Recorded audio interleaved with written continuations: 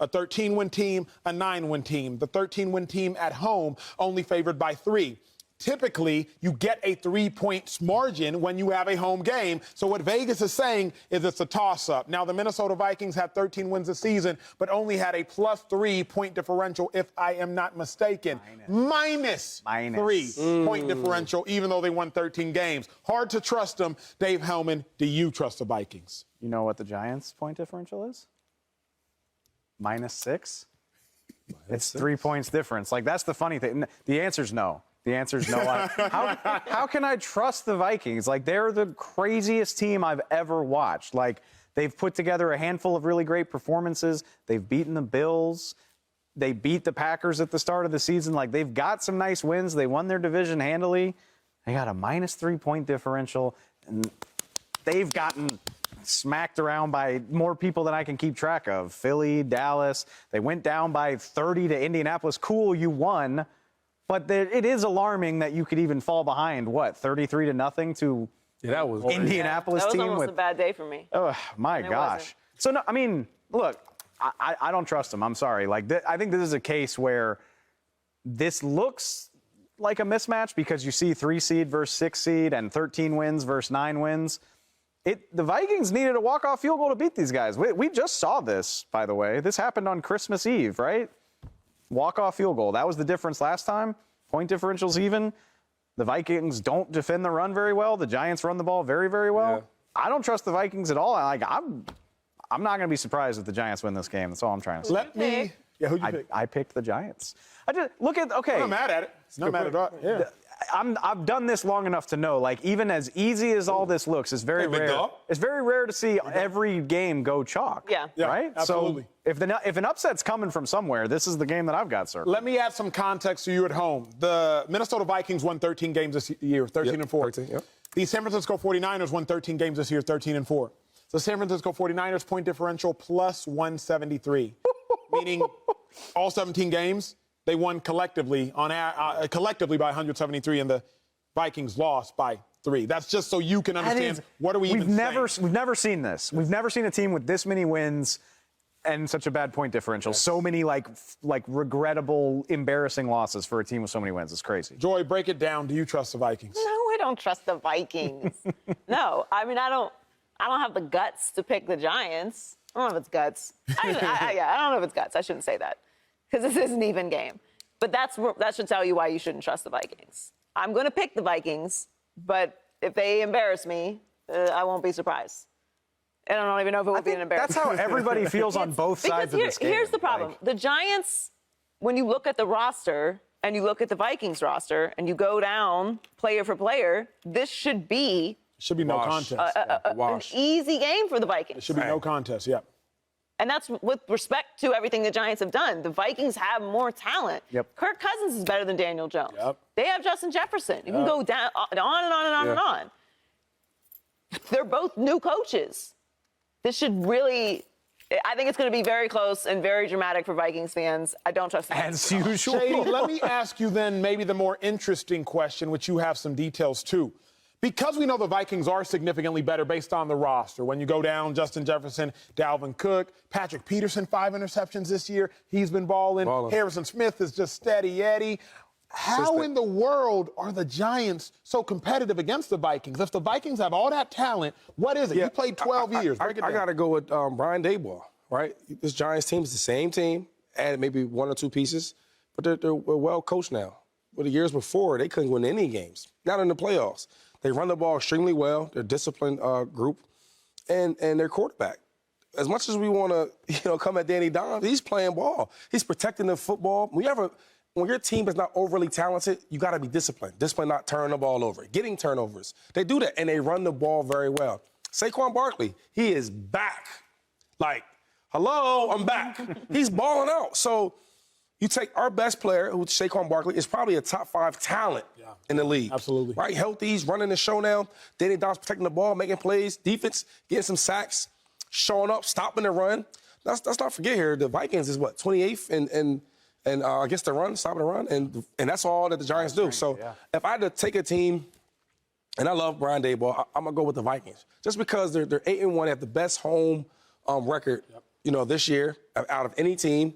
They're battle tested. I think it'll be a close game. Let me ask you a question. You won 2 Super Bowls. For the viewers at home that aren't familiar, won a Super Bowl with the Chiefs, won a Super Bowl with the Bucs. But you went to the playoffs several other times. We went together in Philadelphia, and we got bounced one and done against the Saints. You've been on playoff teams that won, playoff teams that have lost. Yeah. Break this down for me.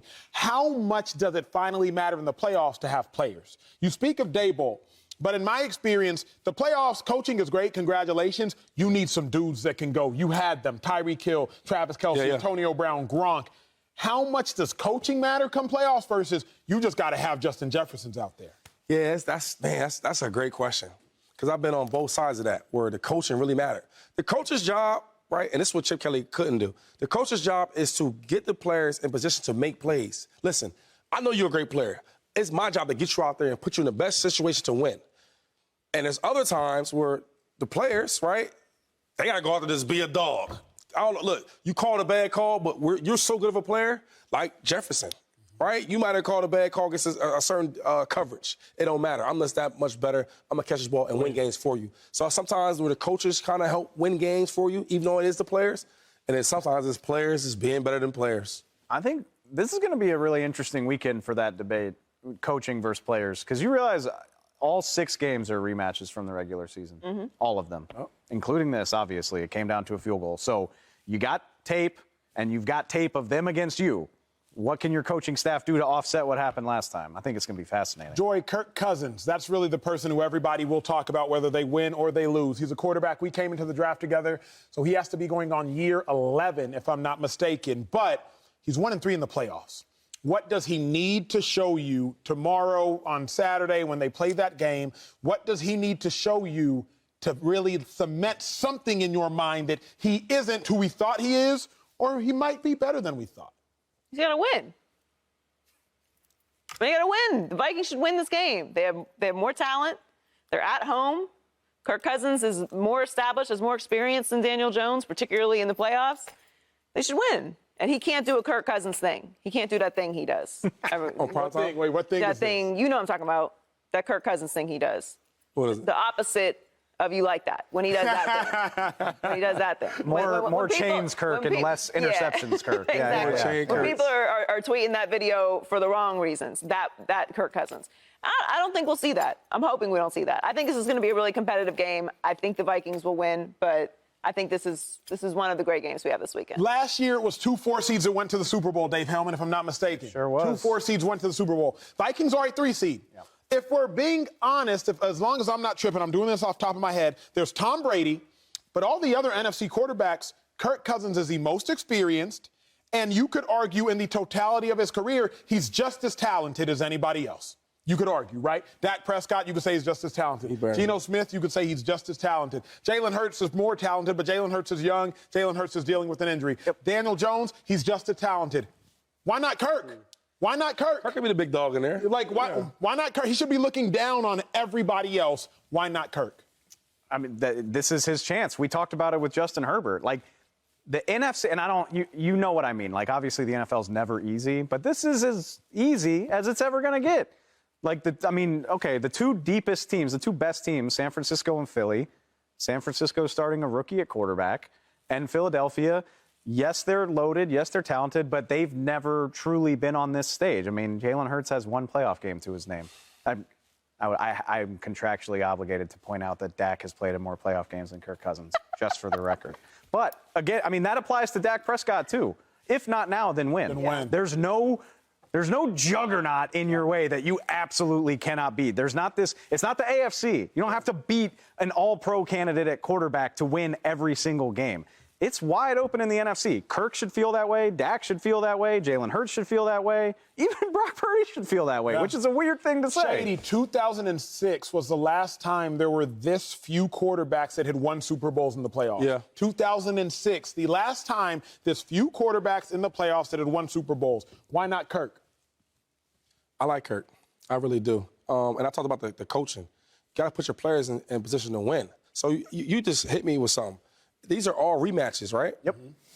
What are the adjustments? Yeah. So we watch this game over and over again. What's the difference now? Yeah. What you going to do different? Yeah. So that's the one thing about the coaching part that's big. Even with Kirk, like, how can we make this game easy for him, simplify it for him? And then you look at all the tape. What's the adjustment? And it's Shady. That's going to be a good one. Real quick, it also comes down to players. We don't talk about that enough. But if you've gone against a guy before, Shady, you got to know, do I lean on his right and then bounce? Stick him inside as a linebacker, you got to know. Is Shady have his mouthpiece out when he's pass protecting, mouthpiece in when he's getting the ball? This is the time that players step up and they pay attention, and coaches step up as well. Kirk Cousins, you better step up. Subscribe here to get the latest from Speak, and go watch a few segments from our other shows on FS1.